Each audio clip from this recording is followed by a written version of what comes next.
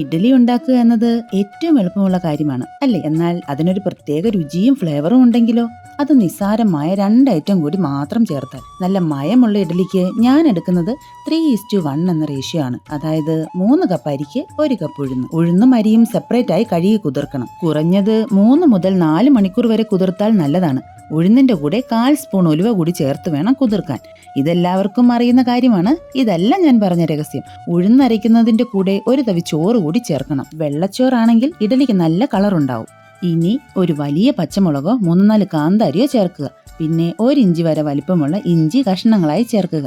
ഈ 2 ഇൻഗ്രീഡിയൻസും ഇഡലിക്ക് സാമാന്യ രുചിയും മണവും നൽകും. ആവശ്യത്തിന് ഉപ്പ് കൂടി ചേർത്ത് നല്ല വെണ്ണ പോലെ അരച്ചെടുക്കണം. ഇഡലിക്ക് അരയ്ക്കുമ്പോൾ ഉഴുന്ന് വേറെ തന്നെ അരച്ചെടുക്കുന്നതാണ് കൂടുതൽ നല്ലത്. എത്ര നന്നായി അരയ്ക്കുന്നോ അത്രയും മയം ഉണ്ടാവും. ഇനി അതേ ജാറിലേക്ക് അരി കുതിർത്തതുകൂടി അരച്ചെടുക്കണം. അരി അല്പം തരിയോടുകൂടി അരയുന്നതാവും നല്ലത്. എൻ്റെ അഭിപ്രായമാണ് കേട്ടോ. എനിക്ക് ഇഡലി കൂടുതൽ സോഫ്റ്റായി തോന്നിയത് അല്പം തരിയിട്ട് അരച്ചപ്പോഴാണ്. അങ്ങനെ അരച്ച അരിമാവും ഉഴുന്നുമാവും വൃത്തിയുള്ള കൈകൊണ്ട് തന്നെ നന്നായി മിക്സ് ചെയ്യണം. എത്ര നന്നായി മിക്സ് ചെയ്യുന്നോ അത്രയും സോഫ്റ്റ് ഇഡലി ഉണ്ടാക്കാം. ഒരുപാട് തണുപ്പുള്ള സ്ഥലങ്ങളിൽ മാവ് പുളിച്ചു പൊങ്ങാൻ പ്രയാസമായിരിക്കും. ആ സമയത്ത് ഉഴുന്നരയ്ക്കുന്നതിൻ്റെ കൂടെ ഒരു 1/4 ടീസ്പൂൺ ഈസ്റ്റും കൂടി ചേർത്താൽ നല്ലതുപോലെ മാവ് പൊങ്ങി വരാൻ സഹായിക്കും.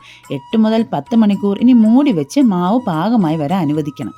അങ്ങനെ നല്ല പൊങ്ങി വന്ന ഇഡലി മാവ് നമുക്ക് കിട്ടിയിട്ടുണ്ട്. ഒരു തവി ഉപയോഗിച്ച് വളരെ പതിയെ ഒന്ന് അടി ചേർത്ത് ഇളക്കി മിക്സ് ചെയ്ത് കൊടുക്കണം. ഈ സമയത്ത് ഒരുപാട് സ്പീഡിൽ ഇളക്കിയാൽ ഇഡലിക്ക് സോഫ്റ്റ്നെസ് ഉണ്ടാവില്ല. ഇങ്ങനെ അടി ചേർത്ത് ഇളക്കുന്നത് എന്തിനാണെന്ന് വെച്ചാൽ അരിമാവ് കൂടുതലായി പാത്രത്തിൻ്റെ അടിഭാഗത്താവും അടിഞ്ഞുകൂടുന്നത്, ഉഴുന്നുമാവ് മുകളിലും. മിക്സ് ചെയ്യാതെ ഉണ്ടാക്കിയാൽ അവസാനം ഉണ്ടാക്കുന്ന ഇഡലി കല്ലുപോലെയാവും ഉണ്ടാവുക.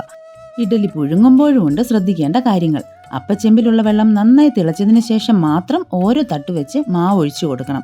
ഓരോ തട്ടിലും എണ്ണ തടവുകയോ നനഞ്ഞ തുണി ഇട്ട് കൊടുക്കുകയോ ചെയ്താൽ ഇഡലി ഇളക്കിയെടുക്കുമ്പോൾ പൊട്ടിപ്പോകാതെ കിട്ടും.